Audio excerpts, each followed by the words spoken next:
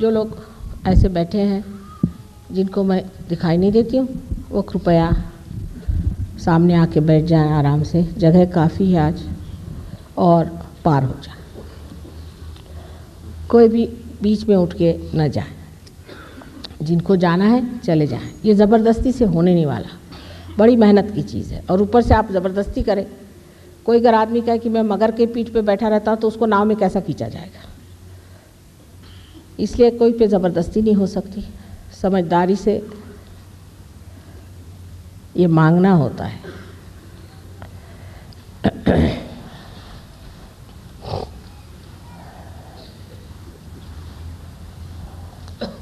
Bring another light here at my feet, that kind. Pardon? Yes, Just bring that light. Hello? That light to bring down below. fix this one first. Down below, put it. Bring the light on my feet. That light.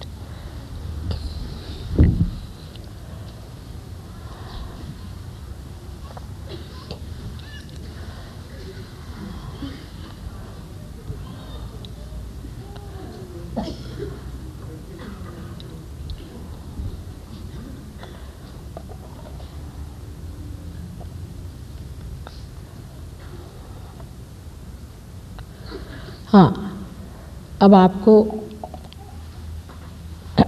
आराम से बैठना है, बिल्कुल आराम से, इत्मीनान से बैठिए। सहजासन जिसे कहते हैं, मतलब ये कि दोनों पांव एक के ऊपर चढ़ाए न जाए।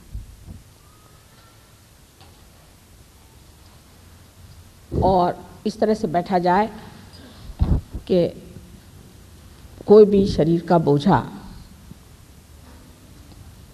अपने पांव पर महसूस न हो। शरीर को, जिस्म को पहले सीधा कर लिया जाए और गर्दन ऐसी ही सीधी रखी जाए, पर उसमें कोई तनाव नहीं होना चाहिए। जैसे हम सर बैठते हैं उसमें कोई तनाव नहीं होना चाहिए।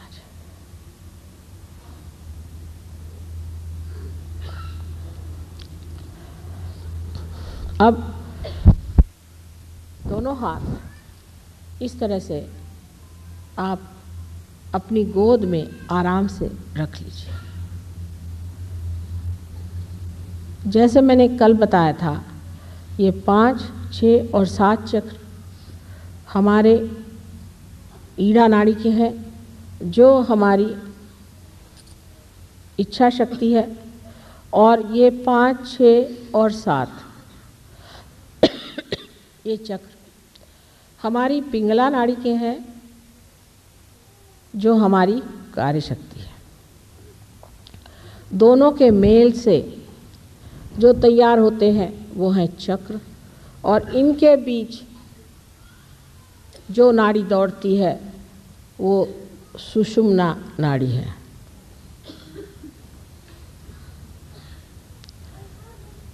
ईड़ा पिंगला सुख मन नाड़ी रे, बता गए कबीरदास जी।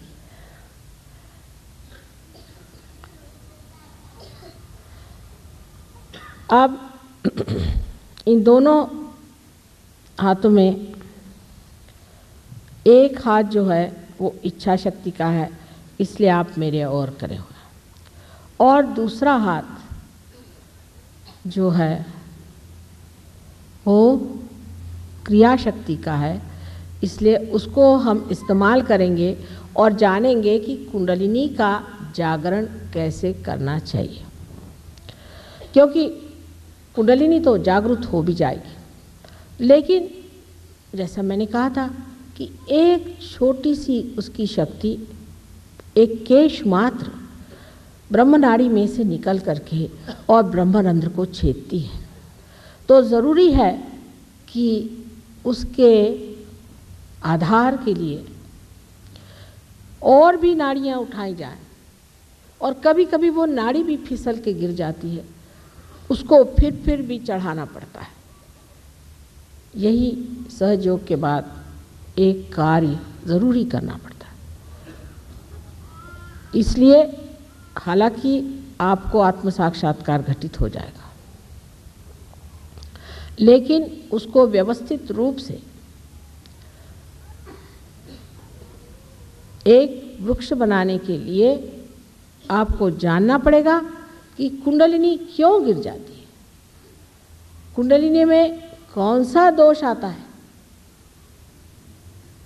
क्यों हमारे अंदर कुंडलिनी स्थित नहीं होती है, और उसको जानने के बाद क्या करना चाहिए, उसका निदान जिसे कहते हैं डायग्नोसिस हो जाना चाहिए, और जो कुछ भी करना है वो भी आपको बता दिया जाएगा। इसलिए आपको हमारे केंद्रों में आना चाहिए। विशेष रूप से जो नए लोग आए हैं उनके लिए विशेष रूप से एक दिन हफ्ते में रखा गया है, जो पहले पहले मर्तबा अभी जागरूक हुए हैं उनको समझाने के लिए कि ये शास्त्र क्या है। पर आपको आना होगा, उसमें अपना बड़प्पन छोड़ना पड़ेगा आपको, क्योंकि कोई हमारे यहाँ एयर कंडीशन आश्रम वगैरह नहीं। किसी ने धर्मात्मा होकर के एक जगह दे दी है, वहाँ पे आश्रम खोल लिया। तो जैसी भी जगह है, माँ की जगह, माँ गरीब है, चलो कोई बात नहीं, आप लोग ज़रूर वहाँ आइए और इसको सीख करके माहिर हो जाइए, निष्णात हो जाइए, और उसके बाद आप स्वयं एक गुरु हो जाएंगे। और एक से हजार, हजार से हजारों ऐसे दीप इस देश में जलकर इस देश की दिवाली बहुत जल्दी मनाई जा सकती है। परिवर्तन के सिवाय कोई इलाज नहीं।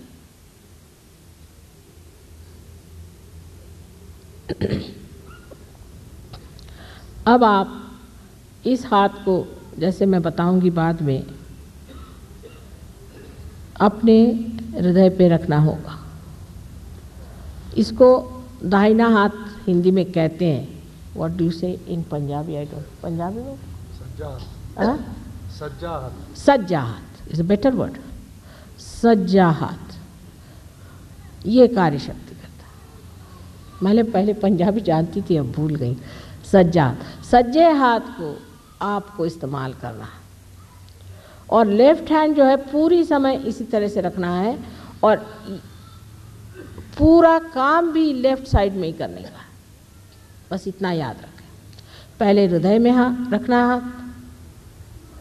उसके बाद पेट के ऊपरी हिस्से में, वो भी बाईं ओर, बाईं को क्या कहते हैं, बायां, बायां कहते, खब्बा, खब्बा, खब्बी ओर, खब्बे और उसके नीचे भी, पेट के नीचे के हिस्से में भी खब्बे ओर, बाईं ओर, लेफ्ट साइड। फिर इसको ऊपर फिर ले आना, फिर हृदय पे रखना। अब ये विशुद्धि चक्र जो है इसकी लेफ्ट साइड में, ये समझ लेना चाहिए, हाथ इधर से नहीं जाना है, सामने से यूं यहाँ पर इस तरह से दबा करके पकड़ा जाए। ये विशुद्धि चक्र। उसके बाद माथे पर इस तरह से आड़ा हाथ रखने का, दबा लेना है। यह आज्ञा चक्र की सामने की खिड़की है, और आज्ञा चक्र की पीछे की खिड़की जो है वो पीछे में जो ये सर का हिस्सा है उस पर बोझा डाल के सर को थोड़ा ऊपर उठा लेना है। उसके बाद हाथ का तलुआ, उसको बहुत ज़ोर से इस तरह से फैलाकर इसके बीचों बीच, तलवे के बीचों बीच की जगह जो है वो बराबर आपके तालू के ऊपर जमा कर रखिए, और ऐसे ही उंगलियां ऊपर करके दबा के उसे आपको 7 बार घुमाना है। बस इतना काम। ध्यान के बीच में आंख नहीं खोलना है, आंख खोलना नहीं, ध्यान के बीच में आंख बंद रखें, क्योंकि चित्त है वो आंख के खोलने से थोड़ा बाहर की ओर जाता है, क्योंकि यहाँ मेस्मरिज्म तो है नहीं। जैसे समझ लीजिए चित्त ये है, इसमें से कुंडलिनी इस तरह से पहले ऊपर चढ़ती तो चित्त अंदर की तरफ खिंचता चला जाता है, और जब वो ब्रह्मरंध्र में जा कर के भेदन करती है तब इसी चित्त में उसका प्रकाश फैलने लग जाता है।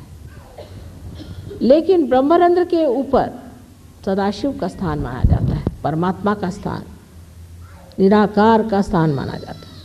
उसको छूते ही साथ हमारे हृदय में उसका जो प्रतिबिंब आत्मा स्वरूप है वो जागृत हो जाता है और हमारे चित्त को आलोकित कर देता है। ये सब आपके साथ होगा। धीरे धीरे इसका पड़ताला आप लीजिए, इसको आप समझें, पाए और जानिए। आपको आश्चर्य होगा कि आप क्या चीज़ हैं। जैसे मैंने कल कहा था कि एक गांव के लोगों को ले जाके टीवी दे दीजिए तो कहेंगे ये क्या डब्बा लेके चले आए। आप कहेंगे अच्छा अभी देखो, इसमें से सब आपको चित्र दिखाई देंगे दुनिया भर के, और आप उसको मेंस में लगा दीजिए तो उसके कमालात देखिए। इसी तरह से आप पूर्णतया बनाया हुआ बड़ा सुंदर परमात्मा का यंत्र है, वो चालित हो जाता है। अच्छा, अब इसको मेरी ओर ऐसे रखें, अपनी तरफ प्रसन्न चित्त रहे, अपने को माफ़ करें, अपने को बुरा भला न कहें। कोई भी चीज़ ऐसी नहीं होनी चाहिए जिससे आप में, अपने आत्मविश्वास में कोई त्रुटि आ जाए, कोई दोष आ जाए। अब अपना राइट हैंड आप हृदय पे रखें और आंख बंद कर लें। जो लोग कुर्सियों पे बैठे हैं वो जूता उतार लें। इस वक्त आंख बंद कर लें। चश्मा वगैरह उतार लेना अच्छा है क्योंकि आँखों को भी इससे फ़ायदा होता है। अब यहाँ पर हाथ रख के, हृदय पे हाथ रख के एक सवाल मुझसे पूछा जाए, श्री माता जी क्या मैं आत्मा हूँ? जैसे कंप्यूटर से सवाल पूछते हैं इस तरह से आप सवाल पूछ रहे हैं, क्या मैं आत्मा हूँ? 3 बार सवाल पूछे।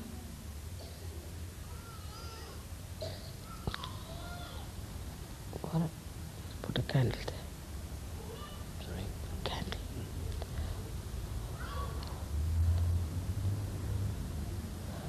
In that.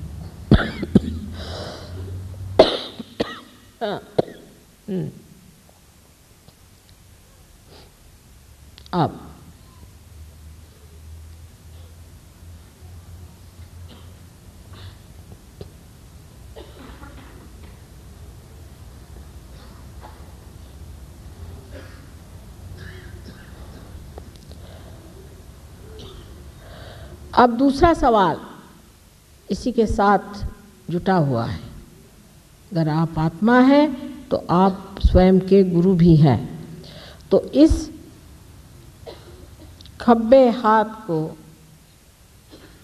सच्चे हाथ को, राइट हैंड को आप पेट के ऊपरी हिस्से में बाईं ओर रखें।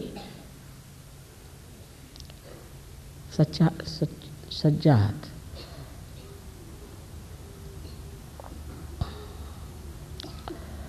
यहाँ पर आप दूसरा सवाल मुझसे करिए, श्री माता जी क्या मैं स्वयं का गुरु हूँ? श्री माता जी क्या मैं स्वयं का गुरु हूँ? सवाल करिए जो आप हैं, लेकिन सवाल करिए।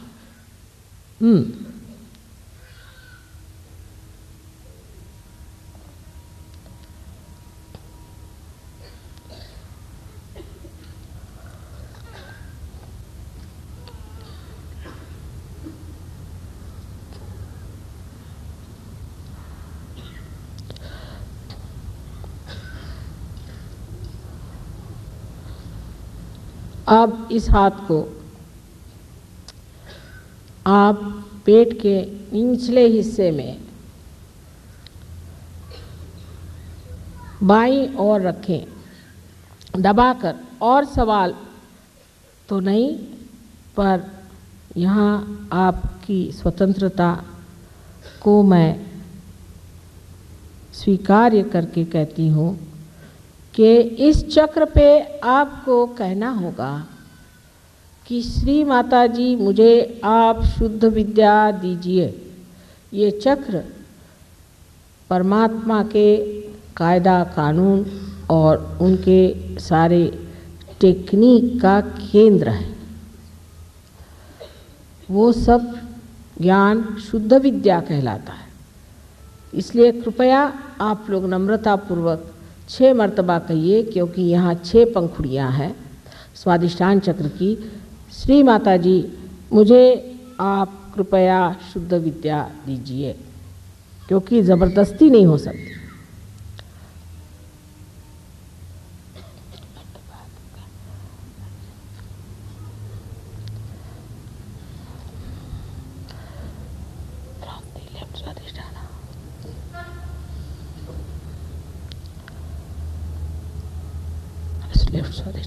लेफ्ट स्वादिष्ठान।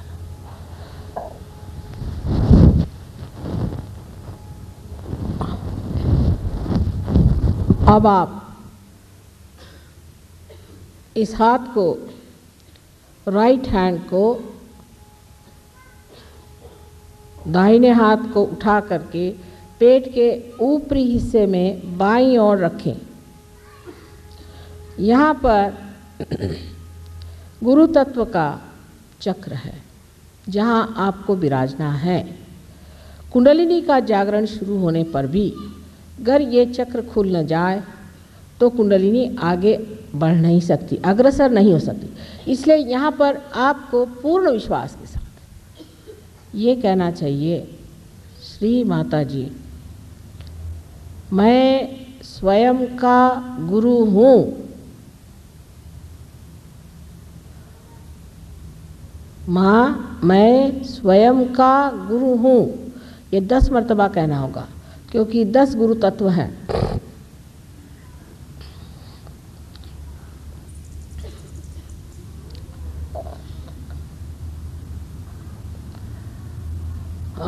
गुड।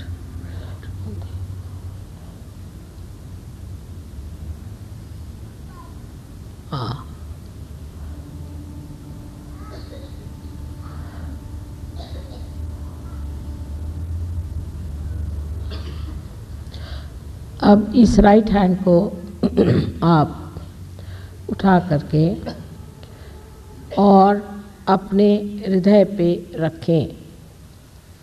हृदय पे रखें। हृदय में श्री आत्मा का स्थान है।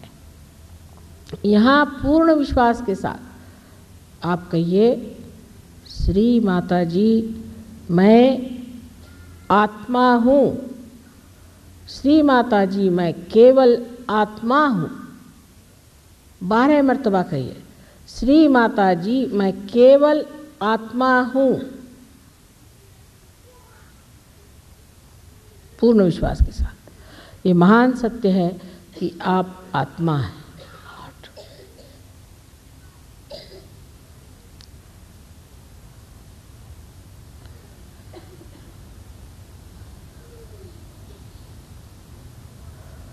Between heart and Vishuddhi, left Vishuddhi.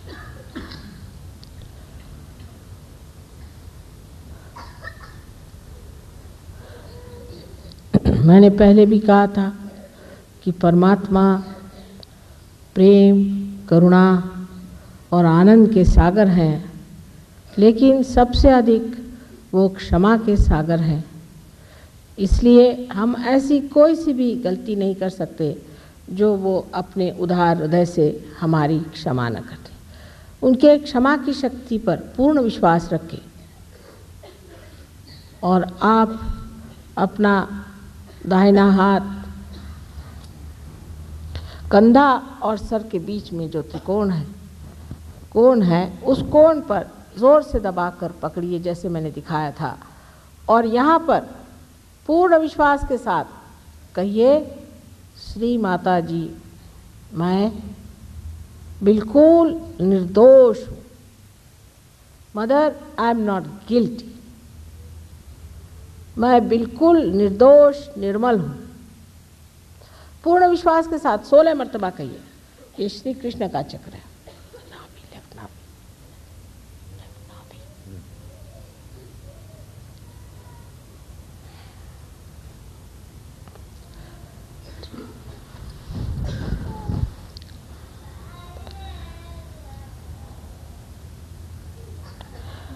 16 मर्तबा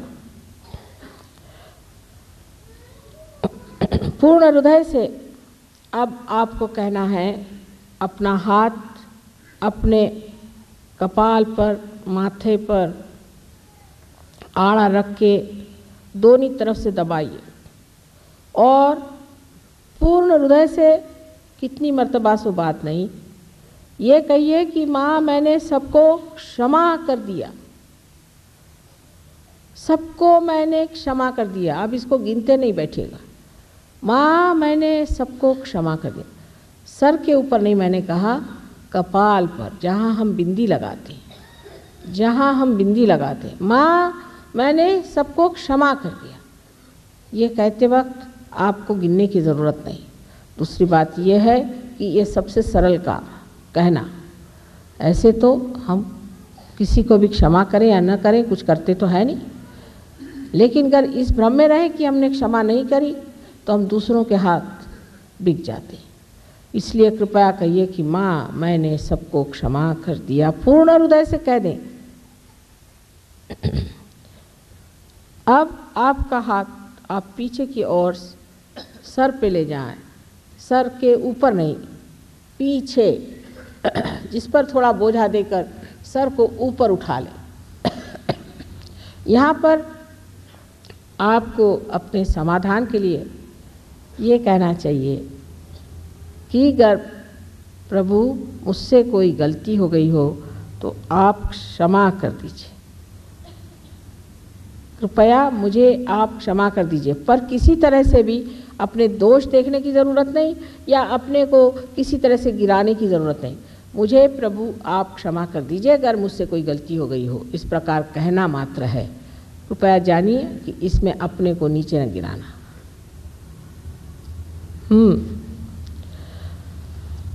अब अपने हाथ को फैला लें, जिसे तालू पर ये तलवे का पिछला हिस्सा पूरी तरह से आ जाए और बाकी का हाथ ऊपर रहे। जोर से अपने तलवे को तालू भाग पे दबा के 7 मर्तबा घुमाइए और इस वक्त धीरे धीरे घुमाइए। और इस वक्त मैं फिर आपसे कहूँगी कि आपको कहना होगा कि माँ मुझे आत्म साक्षात्कार दीजिए, मैं ज़बरदस्ती नहीं कर सकती। इसलिए कृपया अपने हृदय में 7 मर्तबा कहिए कि श्री माता जी मुझे आप कृपया आत्म साक्षात्कार दीजिए, दबा करके जोर से।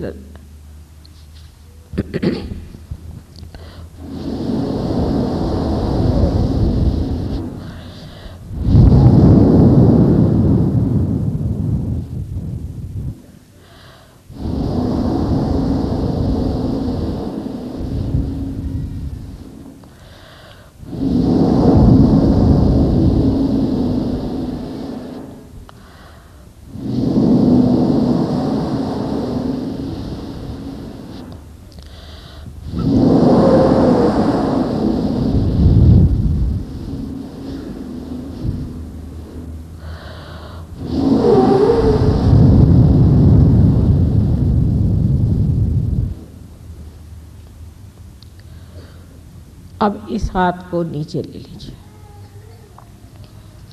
धीरे धीरे अपनी आंखें खोलें, बहुत धीरे धीरे देखिए मेरी ओर। कोई विचार आपके मन में आ रहा है? क्या आप निर्विचार हो गए?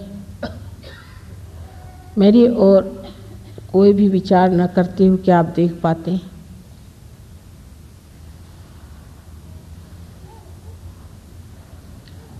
दोनों हाथ इस प्रकार थोड़ा उठा लें, इतना ऊंचा नहीं, इतना ही, बहुत ऊंचा नहीं उठाइए। बताइए, इतना लीजिए, आंखें खोलें, इतना लीजिए, बहुत ज़्यादा नहीं, ठीक से ऐसे। अच्छा, और अब आप अपना लेफ्ट हैंड माथे पर, सर के ऊपर में थोड़ा झुका के देखिए कि कुछ इसमें से ठंडी ठंडी हवा आ रही है नहीं। बहुतों के गर्म भी आ सकती है, लेकिन कुछ हवा सी आ रही होगी। झुक लीजिए, झुका लीजिए, सर झुका के देखिए। आ रही है, कुछ ऊपर देखें, किसी किसी के ऊपर निकलती है। अब इस हाथ को नीचे कर लें और राइट हैंड को ऊपर ले देखिए,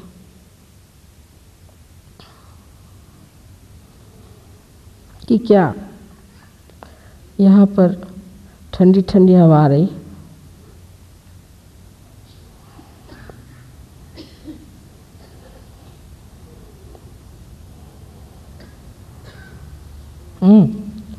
अब फिर से राइट हैंड हमारे ओर करिए और देखिए क्या ठंडी ठंडी हवा आ रही है।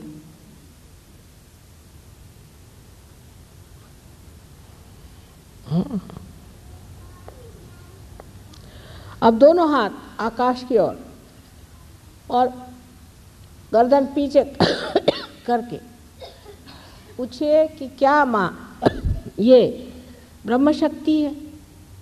क्या माँ ये प्रभु की सर्वव्यापी प्रेम शक्ति है? क्या माँ यही ऋतंभरा प्रज्ञा है? 3 बार कोई सा भी ऐसा प्रश्न आप करें। अब गर्दन नीचे कर लें, हाथ नीचे करें। अब देखिए आपके हाथ में ठंडक आ रही, आ गई। सर में ठंडक आ रही थी, शांति लग रही है अंदर।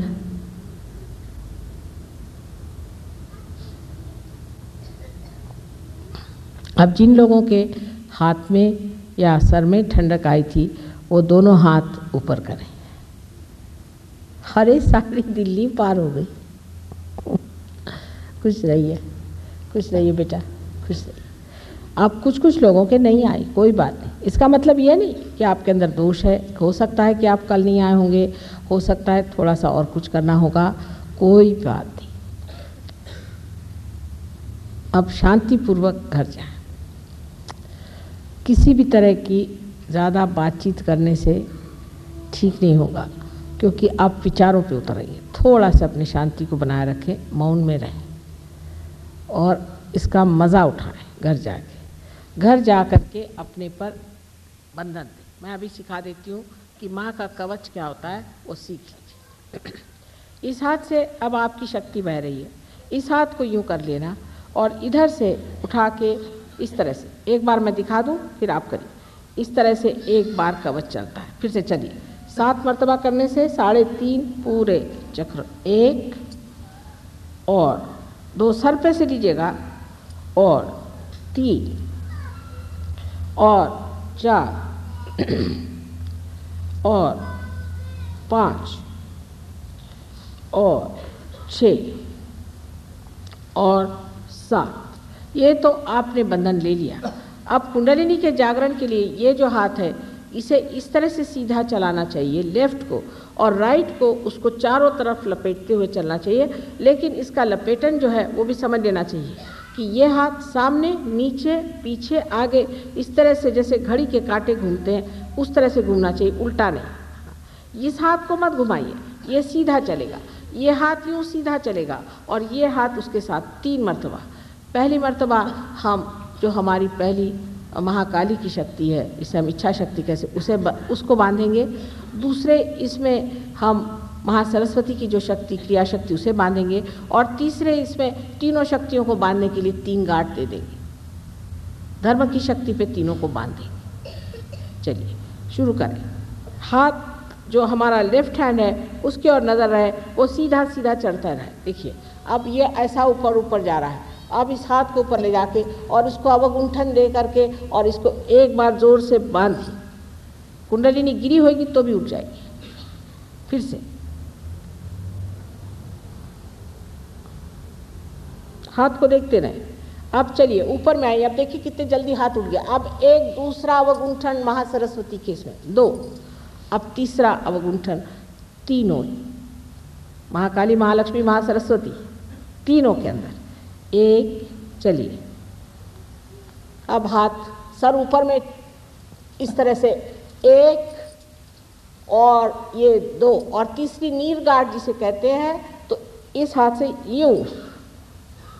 अब देखिए अपने हाथ कुंडलिनी बन गई ऊपर, बह रहा ना, और जोर में आ रही, क्यों भाई? वो हाल है कि अब मस्त हुए फिर क्या बोले। हमारे पाँव वाँव छूने की कोई गरज नहीं, जब आप लोग खूब माहिर हो जाएंगे फिर छूना पैर। अभी तो ऐसी कोई अवस्था नहीं आई, कुछ दिया भी नहीं। जब कुछ क्षेम मिलेगा फिर पैर छूना चाहिए।